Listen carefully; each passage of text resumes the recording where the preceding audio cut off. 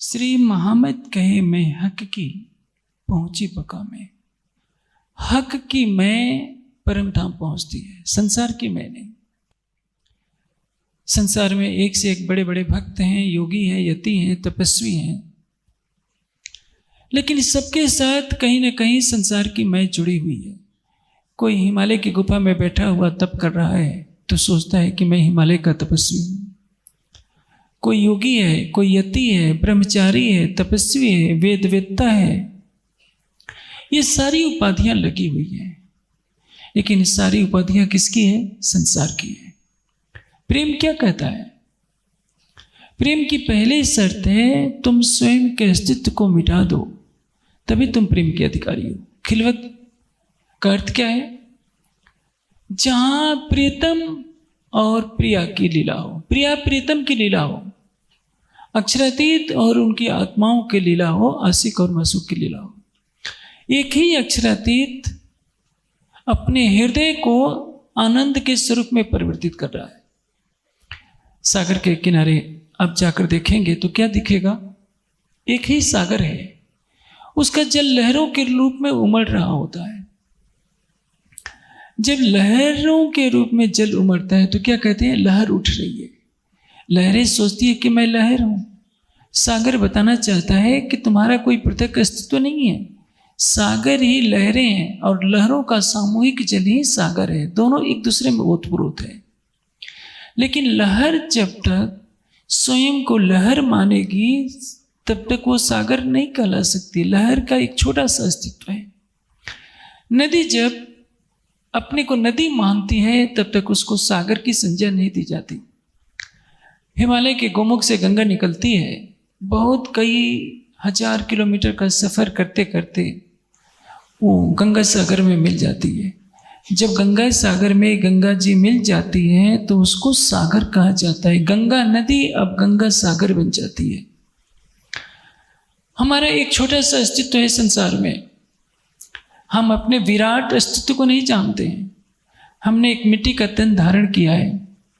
यह तन माता पिता के द्वारा पैदा होता है, सबकी गोद में खेलता है, पलता है, बढ़ता है, युवा बनता है, अधेड़ अवस्था को जानता है, जाता है और एक दिन मृत्यु की गोद में सो जाता है। इस शरीर को जला दिया जाता है। उसमें जो बैठा हुआ चेतन जीव है, लाखों जन्मों से कर्मों का बोझ ढो रहा है। वो देख रहा है कि नाना योनि सहस्त्राणी मयोस्तानी में मैंने हजारों योनियों में जन्म लिया, हजारों बार मेरे माता पिता बने हैं, मैं पुत्र बना हूं, पति बना हूं, पत्नी बना हूं, दादा बना हूं, पोता बना हूं। सब रिश्ते टूटते गए। वो स्वयं को एक सागर के बीच में डूबते उतराते हुए पाता है। जैसे ये संसार क्या है? जैसे समुद्र का प्रवाह बह रहा हो, दो लकड़ियां आपस में मिल जाती हैं, पुनः सागर के लहरों से दूर चली जाती हैं। उसी तरह से संसार है। मिलना और बिछुड़ना संसार में होता रहता है। एक परिवार में जीव तन धारण करता है, पुत्र बनता है, बाद में पिता बनता है, दादा बनता है और कुछ समय के बाद उसके पोते उसको श्मशान में जला करके चले जाते हैं। फिर वह किसी का पुत्र बन जाता है। वो स्वयं को नहीं जानता कि तू वास्तव में है कौन। ये खिलवत की वाणी बताने के लिए है कि केवल हमें यह करना है कि हम राज्य के प्रेम में स्वयं के अस्तित्व को मिटा दें, तभी हम खिलवत का सुख ले सकते हैं। मैंने परसों की चर्चा में कहा था कि यदि आप किसी बच्चे का प्रेम लेना चाहते हैं तो आपको अपनी सत्ता का मोह छोड़कर बालक बनना पड़ेगा। यदि वो कहता है कि मैं आपके कंधे पर बैठूंगा तो आपको उसको अपने कंधे पर बैठाना पड़ेगा। यदि वो कहेगा कि आप घोड़ा बन जाइए तो घोड़ा बन जाएंगे, तो बच्चा अपना दिल दे देगा। आपका आंख टकरा रहा है तो बच्चे का दिल आप नहीं सकते। आप चाहे चक्रवर्ती सम्राट हो, प्रधानमंत्री हो, राष्ट्रपति हो, इसका बच्चे से कोई लेना देना नहीं है। बच्चा तो चाहेगा कि मेरा प्रेम लेना है तो मेरे जैसे बन जाओ। आपको राज्य का प्रेम चाहिए तो आपने इस संसार में जो कुछ कमाया धमाया है सबको भुला दीजिए। आप अरबोपति हैं, खरबोपति हैं, सारी पृथ्वी के राजा महाराजा हैं, इसका कोई लेना देना नहीं राज्य की प्राप्ति से।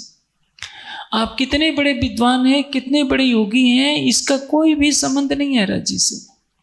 खिलवत का रस लेना है तो हक की मैं लेना होगा, मैं केवल आपकी हूं। इसलिए इस समर्पण का पहला शब्द होता है, जो जानो त्यों रखो धनी तुम्हारी मैं। आपको जो इच्छा करे वो कीजिए, मैं तो केवल आपकी हूं। ये कौन बोल रहा है? वो आत्मा बोल रही है। किस लिए? राज्य ने तारतम की वाणी देकर हमें निस्बत की याद दिलाई है कि तुम मेरी अंग रूपा हो, तुम परम धाम की ब्रह्मात्मा हो। ब्रह्मशिष्ट कई वेद ने ब्रह्म जैसी तद्वगत, हम चौपाइयों में पढ़ते हैं कि परम धाम की ब्रह्मात्मा हूबहू पूर्ण रूप से राज्य का स्वरूप है। किंतु परम धाम में इस द्वैत के ब्रह्मांड में आने के बाद वह आत्मा जीव पर बैठकर इस शरीर को देखती है और जीव के लक्षणों को ही अपना लक्षण मानने लगती है। मूल निस्बत से वो बिछुड़ जाती है। निस्बत किससे हो जाती है? इस संसार से। मेरी पत्नी, मेरा पति, मेरा पिता, मेरा बच्चा, मेरा परिवार, मेरा समाज, मेरी बिरादरी, कर कबीला पार का अंकुर बल सुरधीर, वो भूल जाती है कि मेरा संबंध उस अक्षरातीत से है जहां मैं और वह दो नहीं है। अक्षरातीत ने अपना दिल दिया, निस्बत की पहचान कराई। अब हमें क्या करना है? जैसे राज्य ने भी अपना दिल दिया है, हम भी तो राज्य को अपना दिल दे दे। ये नहीं होता, क्योंकि हमारे साथ चतुराई जुड़ी होती है।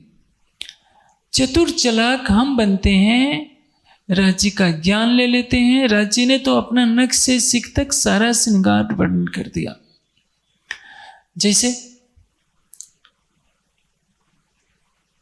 कोई व्यक्ति 4 हीरे लेकर जा रहा हो, वो भोला भाला हो, आपसे मित्रता कर लेता है।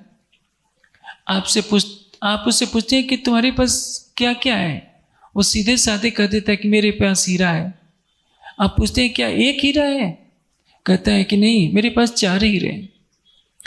उसको यह चिंता नहीं है कि हो सकता है इस हीरे को कोई लूट भी ले, क्योंकि उसने आपको अपना दिल दे दिया है। आप राज्य को अपना दिल देना नहीं चाहते हैं। मासूके मुहे मिलके करी सो दिल दे गुच, कहे तू दे पड़ुतर जो मैं पूछतूं तुझ। मासूके मुहे मिलके करी सो दिल दे गुच। राज्य श्यामा जी को मिलते हैं, श्याम जी के मंदिर में दर्शन देते हैं और अपना दिल देकर सारी बातें करते हैं कि श्यामा जी, तुमने मुझसे माया का खेल मांगा था, मेरे मना करने के बाद भी तुम 12,000 आत्माओं के साथ इस खेल में आई हो। जब सबकी इच्छा पूरी हो जाएगी तब तुम्हें परम धाम चलना है। सब कुछ बातें बता देते हैं, उनके धाम हृदय में बैठ जाते हैं। लेकिन यह सिखापन श्यामा जी अभी पूरी तरह से ले नहीं पा रही है।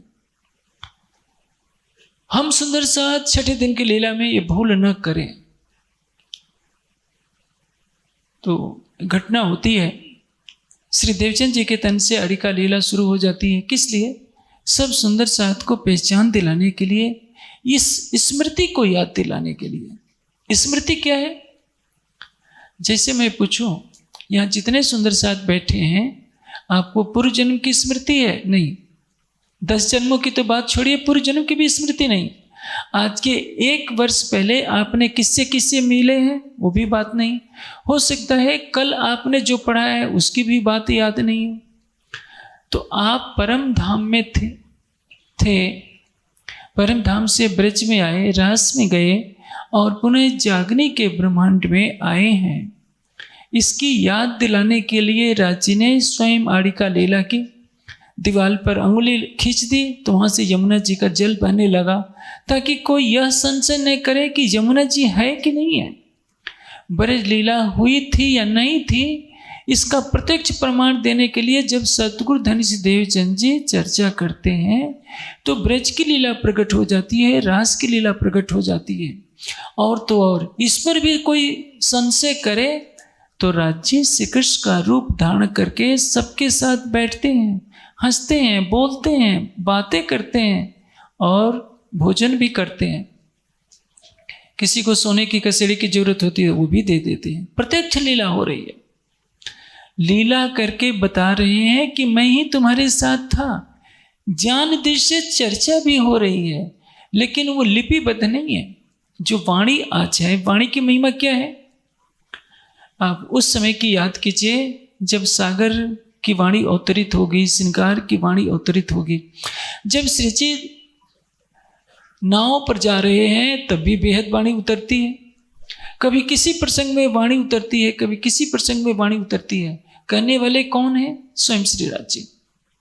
आज वाणी लिपिबद्ध हो गई है तो हम वाणी की महत्ता को नहीं समझ पा रहे हैं। हम मूर्तियों की महत्ता को बढ़ाना चाहते हैं कि देखो राजश्यामा जी की मूर्ति बन जाए, राजश्यामा जी का चित्र बन जाए तो हमारी संख्या ज़्यादा बढ़ जाएगी, लोग ज़्यादा आएंगे। जनता की भीड़ एकत्रित करने से ब्रह्म ज्ञान का प्रकाश नहीं होगा। मूर्तियों के सारे वाणी के प्रकाश फैलाइए। यदि यह वाणी श्री देवचंद जी की जागनी लीला के समय होती तो 313 आत्माओं की को जो तारतम्य मिला वो सार्थक हो जाता। लेकिन 313 आत्माएं श्री देवचंद जी के तन छूटते ही पुनः माया में सो गई।